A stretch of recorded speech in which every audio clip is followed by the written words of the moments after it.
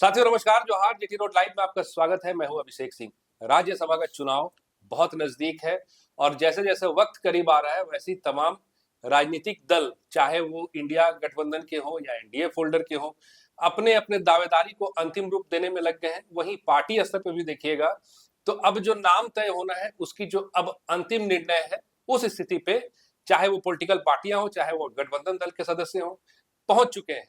कौन किस पार्टी से होगा इसको लेकर के हमने कई एक वीडियो में चर्चा भी की, आपने पहले भी देखा होगा। झारखंड मुक्ति मोर्चा को लेकर के हमने आपसे पहले ही चर्चा की है कि जहां उनका ये प्रयास है कि जो दोनों सीटें हैं वो झारखंड मुक्ति मोर्चा के खेमे में जाए, वहीं दूसरी तरफ कांग्रेस की अपनी दावेदारी है कि गठबंधन के हिसाब से और आंकड़ों के हिसाब से एक सीट कांग्रेस की होनी चाहिए।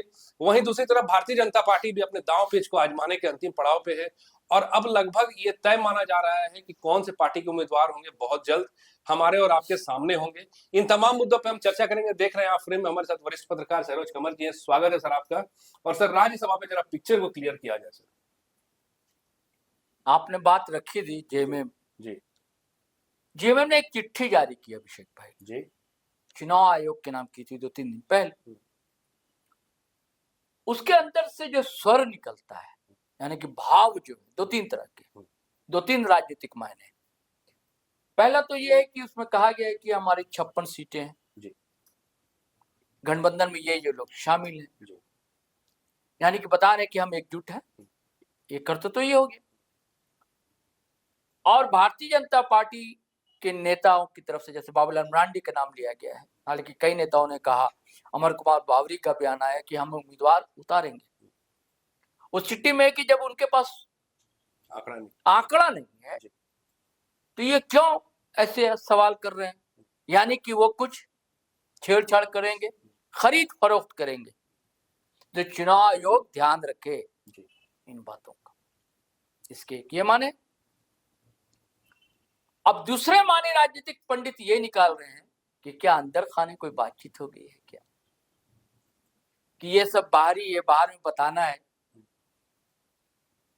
खाने के कुछ और दांत, दिखाने के कुछ और दांत, है ना।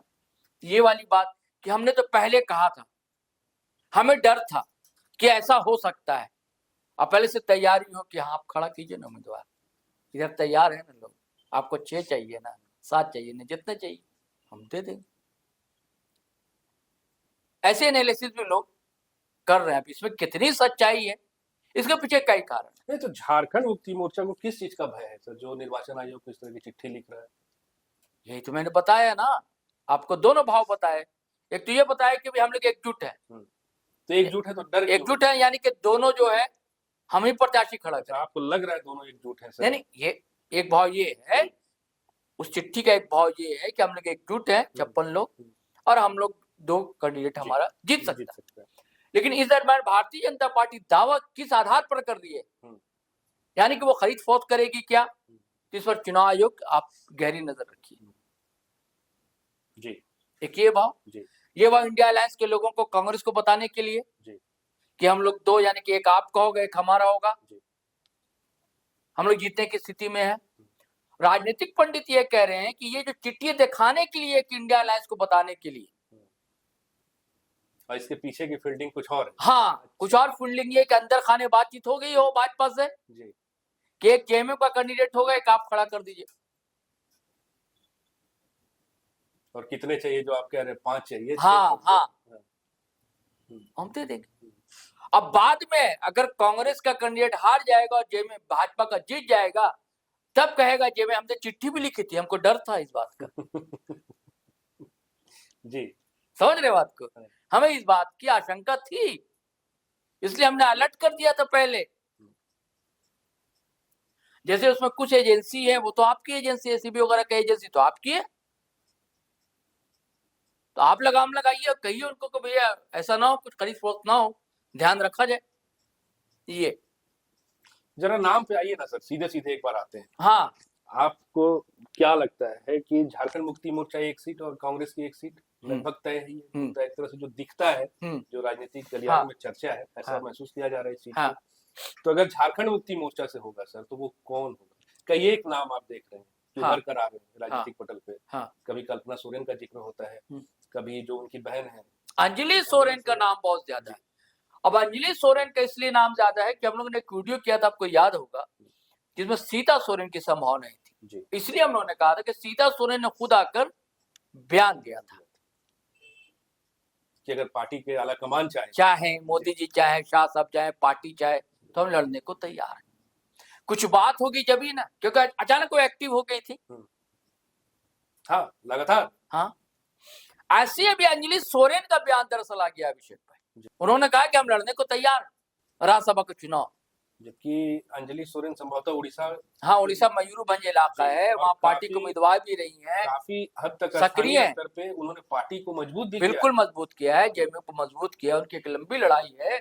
उनका कहना है कि मयूरभंज को केंद्र शासित प्रदेश बनाया जाए, इसकी भी वो लड़ाई लड़ रही है। उनका कहना है कि आजादी के समय वो केंद्र शासित प्रदेश ही था, उसका वो कहती है कि ग्रेटर झारखंड में ही मयूरभंज था। वो कहती है कि मयूरभंज से ही राष्ट्रपति महोदया जो है द्रौपदी मुर्मू भी आती हैं, उनसे भी उनकी बातचीत हुई है। उनका एक वो भी आंदोलन है। आज जेएमएम को पैरों पर खड़ा कर रही है, लगातार चुनाव भी लड़ी है, भले हार गई है। तो उन्होंने कहा है कि अगर भैया हमारे चाहेंगे, और ये हमारी इच्छा पहले से है, जब बाबूजी जिंदा थे यानी कि गुरुजी जब हयात से थे, जीवित थे, तब भी उन्होंने इसकी चर्चा, अपनी इच्छा व्यक्त की थी, बताई थी, और अभी भी वो व्यक्त कर चुकी हैं, मीडिया में भी कर रही हैं, और हेमंत सोरेन से भी। तो बोलती है अब अंतिम निर्णय उनको लेना है। अब एक चर्चा हम लोग कर रहे थे कि कल्पना सोरेन, उस पर विराम लगा दिया था सुदीप कुमार सोनू ने। हालांकि पार्टी कार्यकर्ता चाहते हैं कि इस कल्पना सोरेन जाए, लेकिन यहाँ भी तो चाहिए ना। तो अंजलि सोरेन का नाम इस खेमे में मुझे लगता है परिवार से जी। और अगर थोड़ा बाहर देखें सर, परिवार के बाहर अगर देखें तो फिर मुझे लगता है परिवार के बाहर ये सीट नहीं जाएगी। जी, गुरु जी की सीट है। बसंत सोरेन नहीं जाएंगे, बसंत सोरेन एक समय हार चुके हैं, और उस समय भी गच्चा मारा था किसी लोगों ने, संख्या बल उस समय भी पर्याप्त था। बसंत सोरेन राज्यसभा का चुनाव जीत सकते थे, लेकिन नहीं जीत सके थे, तो इनकी इच्छा नहीं है। उनकी पत्नी की चर्चा की जाए, मुझे नहीं लगता है उसकी संभावना। अंजलि सोरेन की संभावना, क्योंकि ट्यूनिंग भी परिवार से अंजलि सोरेन की बहुत अच्छी है। अब भाजपा से जो सीता सोरेन के अलावा और क्या नाम है, आप बताइए, क्या खजाने में आपके? भारतीय जनता पार्टी के पास सबसे पहली जो दिक्कत है, हाँ, वो आंकड़े का है। जैसा हमने पिछले वीडियो में चर्चा किया था, 21 + 3 24 तो होते हैं, 4 और वोटों की जरूरत तो उन्हें पड़ेगी ही पड़ेगी। तो मुझे ऐसा लगता है कि पहला क्राइटेरिया होगा कि वो कैंडिडेट आए जो इन 4 वोटों को जुटा पाने में समर्थ है। एक पैरामीटर ये दिखता है। अगर बात नाम की करें तो नाम में अर्जुन मुंडा का नाम भी बहुत लिस्ट में आगे चल रहा है। उसके पीछे कारण ये है कि फिलहाल वो किसी पद पे नहीं, सीनियर लीडर है, मुख्यमंत्री रहे, हाईकमान के करीब है, 1980 से रहे हैं सर। हाँ, संभवतः 2000 के आसपास उन्होंने झामुमो को छोड़ा था, भाजपा में तब से जुड़े हुए। आपने सही कहा, 3 बार के मुख्यमंत्री रहे, और काफी इन मुद्दों को उठाते भी रहे, स्थानीय जो भी मुद्दा हो इसको लेकर के। दूसरा नाम जो समझ में आता है सर, और एक बात जो अभी जिसकी बहुत चर्चा चल रही है, जनजातीय समागम में जी, वहाँ 3 ही वक्ता बोले थे अभिषेक भाई, अमित शाह साहब, अर्जुन मुंडा छत्तीसगढ़ के मुख्यमंत्री, और अर्जुन मुंडा, बस जी। और उसके बाद जब वो चंपई सोरेन भी गए थे वहां, लेकिन अर्जुन मुंडा ने वक्तव्य दिया था। और अर्जुन मुंडा जनजातीय केंद्रीय कार्य मंत्री भी रहे हैं, जी, जनजातीय मंत्री रहे। हाँ, और इसके साथ साथ में अमित शाह के साथ जो उनकी मुलाकात हुई, उसके भी काफी मायने निकाले, तमाम पंडितों ने निकाले हैं, और वो भी एक मामला है। दूसरा नाम उभर कर आता है सर, वो आशा लकड़ा का है, यहाँ की मेयर, 2 बार मेयर रह चुकी हैं पहले, और काफी मतलब उनका भी जो है आदिवासी समाज में गहरी पैठ, अभी आज सोचिए जनजातीय आयोग के सदस्य हैं, बिल्कुल है। तो उनका एक नाम नजर आता है। एक नाम और जो उभर कर आ रहा है सर, वो है निशा उरांव का जी। आप देखिए, चर्चित अधिकारी हैं, वो भी समागम में गई जी। और सरना सनातन का राग आप सुनिए, पूरा वही तो एक ऐसा चेहरा जो पढ़ा लिखा भी हो, अपनी बातों को अच्छे से रखता भी हो। और आपको बता दें कि अभी या राज्यसभा उच्च सदन देख लीजिए या लोकसभा देख लीजिए, दोनों में आदिवासी चेहरा सांसद के रूप में नहीं है। तो सबसे पहली पॉजिटिव बात तो ये है कि इस बार भारतीय जनता पार्टी जरूर से चाहेगी कि इस बार जो राज्यसभा जाए कम से कम वो एक आदिवासी चेहरा हो। तो ये 3 नाम सर भारतीय जनता पार्टी की ओर से मुझे संभावित लग रहे हैं। इनमें अब देखिए किसका नाम जो है उभर कर आता है। लेकिन एक सवाल आगे ये बनता है सर कि कांग्रेस की ओर से आप किसको देख रहे हैं? नहीं, भाजपा में और है। देखिए, आपने कहा कि एक समीर उरांव का भी नाम है सर। नहीं, संख्या बल जी, और इससे इनकार नहीं किया जा सकता। हॉर्स ट्रेडिंग यहाँ हुई है जी, और जिसकी आशंका जतलाई है हेमंत सोरेन ने कि आंकड़ा नहीं भाजपा के पास, दावा कैसे ठोकरी है, यानी कि आप कहीं से लाएंगे, संख्या बल जुटाएंगे, हाँ, तो वो तो आसानी से ऐसे तो जुट नहीं जाएगा। आजकल तो थैली का खेला होता है, जी इसे इनकार नहीं कर सकते। तो कोई धन्ना सेठ ही होगा फिर। तो फिर संभावना लोग परिमल नथवानी की भी कह रहे हैं जी कि किसी को नाराजगी नहीं होगी। हेमंत सोरेन भी नहीं चाहेंगे कि नहीं वो आए, भाजपा वाले भी चाहेंगे क्या वो आए, जी। उनका भी नाम चर्चा में और चल रहा है। एक और कारण है, देखिए आपको बता रहा हूं कि सिर्फ उसका एक और खेल होता है, सिर्फ वोटिंग का खेल नहीं होता है, गैर हाजिर भी लोग हो जाते हैं। तो प्रथम वरीयता द्वितीय वरीयता का खेल होता है, जो बिहार में हुआ अभी। हाँ। तो प्रथम वरीयता में जेएमएम का कैंडिडेट तो जीत जाएगा, द्वितीय वरीयता में कुछ लोग एब्सेंट हो जाएंगे 4-5, तो द्वितीय वरीयता में भाजपा का कैंडिडेट जीत जाएगा। हालांकि खेला तो उसमें भी होगा जी, थैली का तो खेला होगा। एक नाम हम लोग और बोल रहे हैं, वो सीता सोरेन का। हाँ, सीता सोरेन की तो हम लोग चर्चा किए भी, पिछले वीडियो में चर्चा हम लोगों ने किया भी, अभी भी हम लोग किया चर्चा। सीता सोरेन भी प्रमुख नाम है भारतीय जनता पार्टी से।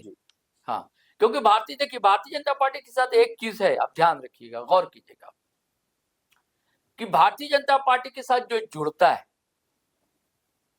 चुप्पे चाप, जैसे कि होता ना कि पेड़ में अपना पानी पटाते रहिए, फल आज नहीं तो कल देगा। एक सब्र रखिए, संयम रखिए, काम करते रहिए। तो ये बात भारतीय जनता पार्टी में है। उस पार्टी में आप गए और अगर उसकी लाइन पे जुड़े हुए हैं, सक्रिय हैं आप, तो वो ध्यान रखती है। अब मौका मिलते हैं तो आपको उसका इनाम भी पार्टी देती। कई एक उदाहरण है, कई उदाहरण, रघुवर दास, हाँ, बहुत उदाहरण मिल जाएंगे आपको। और इधर जो सक्रियता अचानक हो गई, अचानक से सीधा सोरेन कहीं ना कहीं से कुछ इशारा, कुछ संकेत मिला होगा तभी, नहीं तो आप देखे थे एकदम खामोश थी, कोई बयान नहीं, कहीं मीटिंग में नहीं, ये वो कहीं कुछ दिखता नहीं था। तो कहा नहीं था कि राजनीति में क्या संभावनाओं का खेल है, कब क्या हो जाएगा, कौन किधर है, कहाँ जाएगा, क्या होगा, कौन जीतेगा, कौन हारेगा। इनमें एक नाम समीर उरांव का भी आ सकता है। हाँ, समीर उरांव का भी, हाँ हाँ रहे भी हैं। हाँ, हो सकता है कि फिर से कुछ मामला बन जाए। हाँ। जी।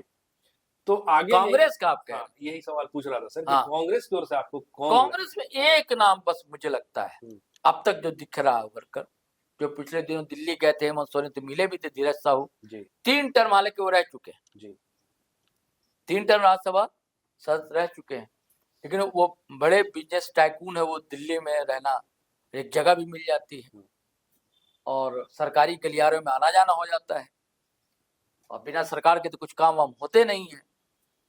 तो धीरज साहू का मुझे लगता है, ऐसे तो कई नाम हो सकते हैं, कई नाम है, राजेश ठाकुर के भी नाम है, कई नाम है, कमेटी कहाँ ही जा रहा है। बलमुची, प्रदीप बलमुची भी चाहते हैं, कई लोग हैं, मुस्लिम कोटे से भी कई नाम है, शहजादा अनवर है, तो फुरकान अंसारी है, आलमगीर आलम का भी, हाँ, आलमगीर आलम की संभावना।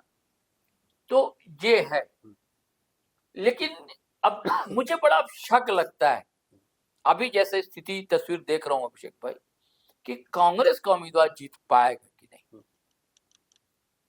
क्योंकि बाबूलाल मरांडी और भाजपा के नेताओं को डंके की चोट पर कहना जी, पूरा कुछ ना कुछ गणित होगा जब ही कह रहे हैं, नहीं तो क्यों कैंडिडेट खड़ा करेंगे हारने के लिए।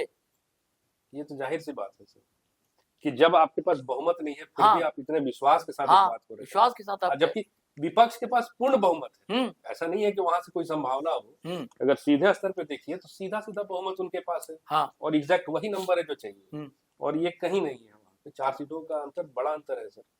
फिर ये विश्वास कहाँ से आया? क्या पता भैया कांग्रेस ही के कुछ फूट जाए, जी, कांग्रेस की कुछ एब्सेंट हो जाए। वहां हुआ ना बिहार में, कांग्रेस के एब्सेंट हो गए थे, बहानेबाजी में किसी की माँ बीमार अचानक हो जाएगी, किसी की पत्नी को अस्पताल ले जाना होगा, किसी की गाड़ी खराब हो जाएगी क्षेत्र से आने में। चुनाव के एक दिन पहले तक हाई प्रोफाइल नेताओं का मीटिंग का दौर चला, रात रात तक मीटिंग चला था सर, राज्यसभा चुनाव बिहार। उसके बाद जैसे आपको ना याद है, यूपी में आजकल बड़ा एक मुहावरा चला था कि भैया गाड़ी पलट जाती है, इनकाउंटर गाड़ी पलट जाती है, तो यहाँ भी अचानक से किसी की तबीयत खराब हो जाएगी, किसी की गाड़ी खराब हो जाएगी, कोई अपने क्षेत्र में फंस जाएगा ट्रैफिक में, किसी की माँ दिल्ली में बीमार हो जाएगा, अचानक जाना पड़ेगा, क्या कई बयानबाजी है, बहाने। जी तो साथियों, सुना आपने, कई के अपने बहाने भी हो सकते हैं, या फिर जो निर्णय होगा वो तो अब बहुत दूर है नहीं। 18 जून को राज्यसभा का निर्वाचन होना है, और आपको बता दें एक बार फिर से कि 1 जून से जो है नामांकन की प्रक्रिया शुरू होगी, और 9 जून को है नामांकन प्रपत्रों की जांच होनी है, 11 तक नाम वापसी है, और 18 जून को जिस दिन चुनाव होगा उसी दिन जो रिजल्ट होगा वो भी हमारे और आपके सामने होगा। अब आने वाले वक्त पे है कि कौन चुनाव लड़ते हैं और किसकी होती है जीत, और कौन सी पार्टी या फिर कौन से जो नेता है वो रह जाते हैं, ये आने वाले वक्त पे है। आज के लिए साथियों बस इतना ही, लेकिन जाते जाते आपसे वही आग्रह है कि अगर आपने हमारे चैनल को सब्सक्राइब नहीं किया तो जरूर कर लीजिए, हमारे वीडियो को लाइक शेयर और कमेंट भी जरूर कीजिए। आज्ञा दीजिए, नमस्कार, जय हिंद, जय भारत।